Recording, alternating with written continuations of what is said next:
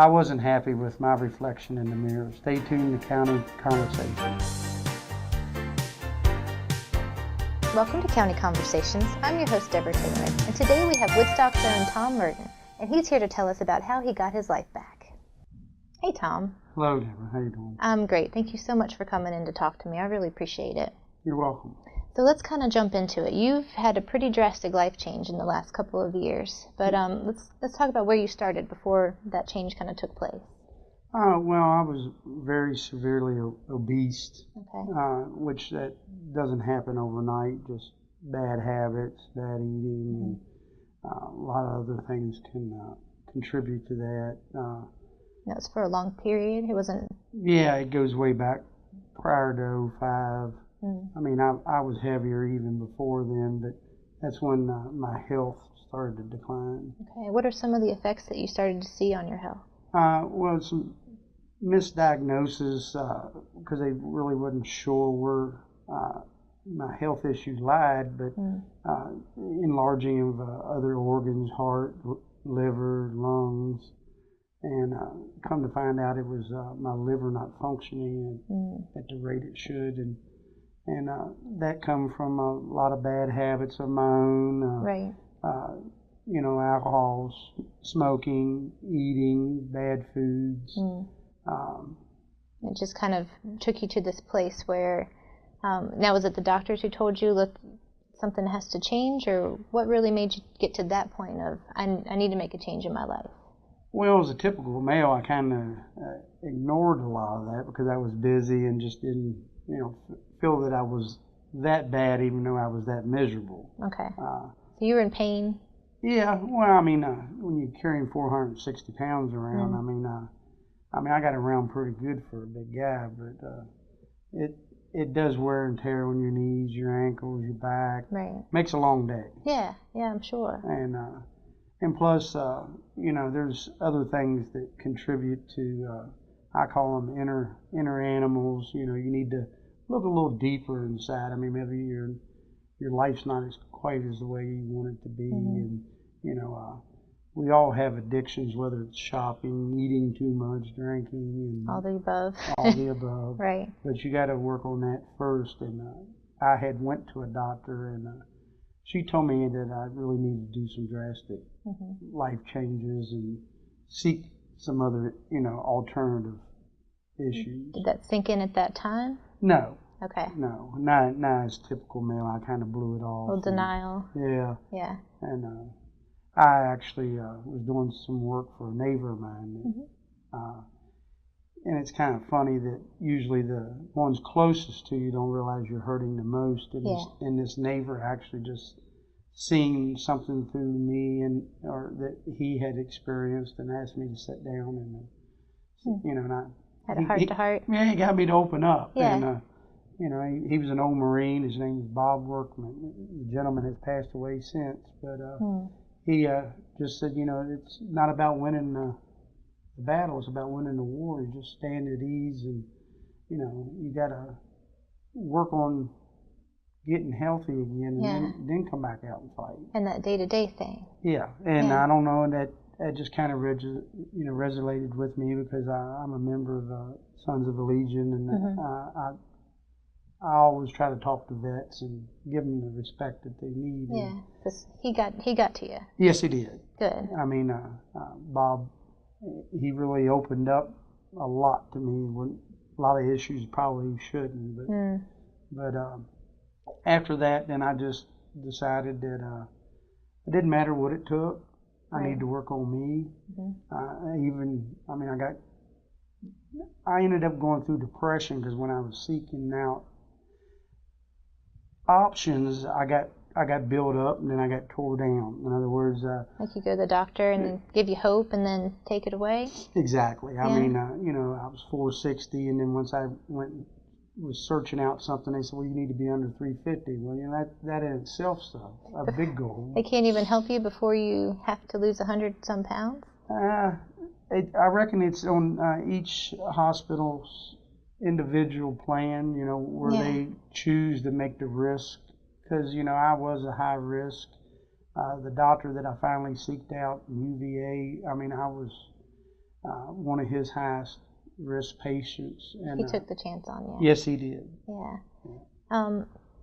So just to that path, I mean, it has to be disheartening when you would go to somebody and then they just say, we can't help you. I mean, what did you do at that point? Is that when you kind of got into your depression, or did you start trying to lose at that time? Well, I started eating healthier, but I was still eating what a normal 3-person meal would be because I was so large. Right. And that was the whole thing. My liver wasn't getting a chance to shut down and heal itself. Okay. And it was constantly trying to filter through. Yeah. And the biggest thing is that our body's got to kind of like reboot itself. Mm-hmm. And by having a gastric sleeve surgery, it allowed me to retrain my body, learn how to eat over, mm-hmm. give my liver time when I was asleep at night to actually relax right. and heal itself. Right. And which was very successful. Well, I think we're going to take a quick break so we can get into that in the second half and just see how that's changed your life. Okay. But after the break, we're going to find out how Tom found his way back. You're watching County Conversations.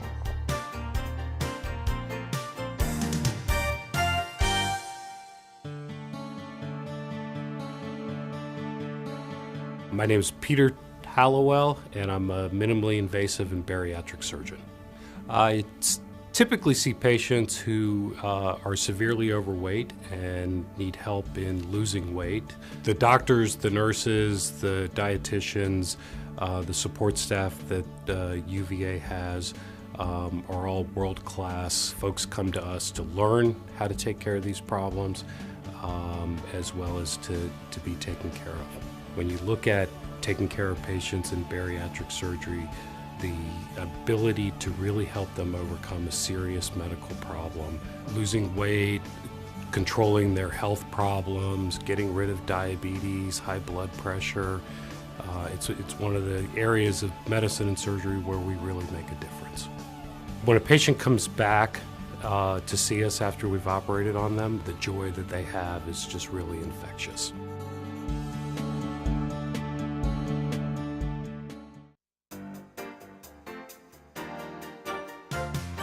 Welcome back to County Conversations. We're speaking with Tom Murden about his brand new life. So Tom, it took you a while, but you finally found a doctor down in Charlottesville that actually was able to help you. Yes, Dr. Peter Hallowell. Mm-hmm. And so you got to him. Now, did he have you lose anything before he would agree to help you, or he was ready to help you from the start? He takes on specialty cases, morbid obese people, real large, and people with medical issues where most hospitals wouldn't. Gotcha. And there's 3 different types of surgeries, and he picked a gastro sleeve for me. And so you just kind of let him assess you and see what would be the best fit for you, right?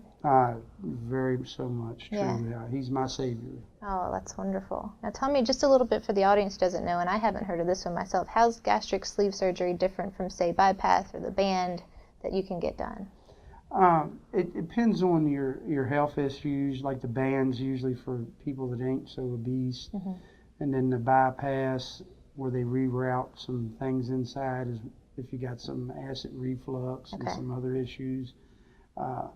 The sleeve that I had, actually you remove like 90% of your stomach, and you're basically learning the process. I mean, you're starting over with blended foods. It's almost like baby food. So you're learning to eat again. How was that for you? Was it difficult to even get that stuff down, let alone keep it down? Or what was that like? I never had any issues, but I started paying attention to my body. If it's something I gave my body, then it kind of like, why did you give it to me? Mm-hmm. I just chose not to eat it. Right. And to date, I still haven't been sick. Really? So So just tell me a little bit about how quickly you started to see a difference and the kind of things. I mean, you had to pretty much change your whole lifestyle, right? Yeah. I mean, I had already quit drinking and mm-hmm. smoking, and I mean, that's things I just personally chose to do to work on my history and my medical. But my eating, I did away with all the bad sugars, the breads. Mm-hmm. I mean, eating is a necessity. Right. A lot of times we eat for enjoyment and boredom. Boredom, and it shouldn't be that way. Mm-hmm. it should be because we need the nutrients. Right. And I get criticized some on my Facebook page because I eat the same things over and over and over. Well, but if it works for you and you like it, and it's a lot healthier for you. We're all individuals, and we're just as different as a thumbprint. Yeah. So what works for me might not work for someone else, but all I can say is you need to search out and find that, like peppers. I eat 5 different types of peppers now. Really? Where before they would give me indigestion. And now you would think it's kind of the opposite. You hear a lot of people saying they have acid reflux after, or indigestion after having a surgery like that. Yes. I wonder did the doctor explain what the difference is, or it's just your body's handling things a lot more differently? It's the detox, I think, Yeah. and putting nothing but good foods in your body. So no preservatives, like you said, none of the artificial sugars. Least as possible. Right. Yeah, I'm very ignorant of the labels on the back, so I Okay. choose just to buy as much stuff healthy, fresh. Like whole foods, something that's not out of a box. Yeah, I mean, the only thing I usually buy that's got that type of stuff on it is sugar-free popsicles, yogurts. Got to have a little treat now and again so you can stick with it, right? Yeah. How long until you really started seeing a difference? Did you lose weight immediately, or what was that part like? I lost almost 200 pounds in a year and 4 months. Oh, wow. Now, how was that? Did your body adjust to that quickly, or what's that like to have that big of a loss in that short of a time? Refreshing. Yeah? I mean, I feel like I'm 20 again. Really? I mean, I'm doing things that I never thought I would do. Riding a bicycle. I'm up to like 26 miles. Really? Oh my gosh. At one time? Yes. Oh my goodness. Yes. I mean, I don't do it every day, but Right. But you can, and before, how far could you have gone? well, when I first bought the bike, I made it around the block and put it in the garage, and never thought I'd get it back Really? out. But, Well, that's fantastic. So you feel good, you look wonderful. I mean, and you said you haven't been sick, and you just think that is all attributed back to eating proper foods. It's not just about cutting out the fat. yeah. So kind of in the middle of all this stuff, you had some other pretty dramatic things going on in your life, right? Yes. I had to make some drastic decisions. Ultimately, I mean, I was ignorant of where to go seek out the help, so I just chose to get rid of my business. Oh, wow. And make me my first priority, which is very hard. Yeah. But it's something you felt you really needed to do before anything else would kind of come into place in your life. I needed that time. I mean, because I was going through some real bad depression at the time, and I was educating myself and seeking out and trying to filter through all the mountains of stuff you got on the internet today. And then maintain a business at the same time. Yes. So what's happened with that now? Are you still out of business, or has that come back? Well, since I got my health back, I have went and took all my tests again and reopened William T. Murden Construction. Wonderful. And I'm not going to get back to where I was because I need to still maintain me. Right. But you feel you wanted to get back out there. Yeah, I mean, you need to do something. We all do, and I truly love construction, and I just feel that I'm going to do it at a slower pace and at my pace. Yeah, but it sounds like part of the whole story is you're figuring out what works best for you. I think you said earlier it's an individual thing, so you're just doing what works best for Tom.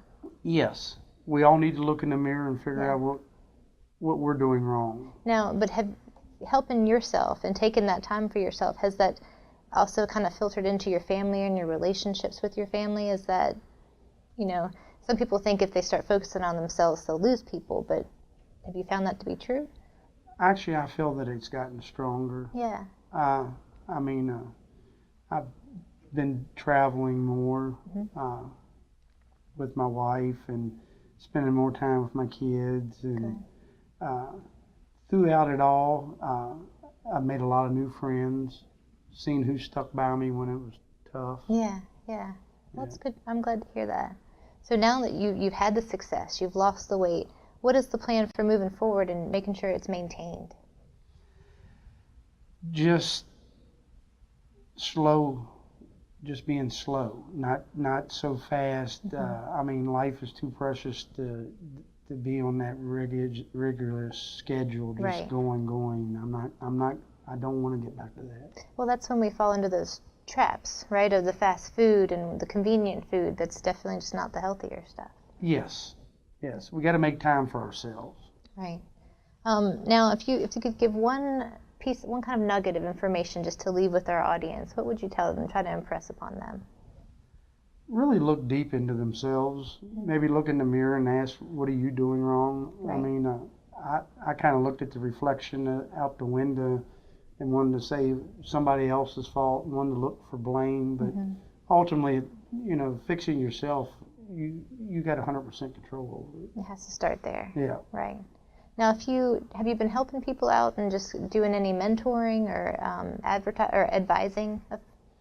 Yes, I got a lot of people reach out to me on my Facebook page, Tom Murden, and they private message me, and I'll sit and, I really, truly want to help others because I was ignorant of it and wasn't aware and heard horror stories, and I would be more than glad to sit and talk with anybody and explain my story or my situation. Doesn't mean it absolutely worked for them, but no, but it helps somebody, I think, know to have somebody empathize with them, and just if you're at the bottom of that mountain looking up at it, it's easy to talk to somebody that's, I think, been through it.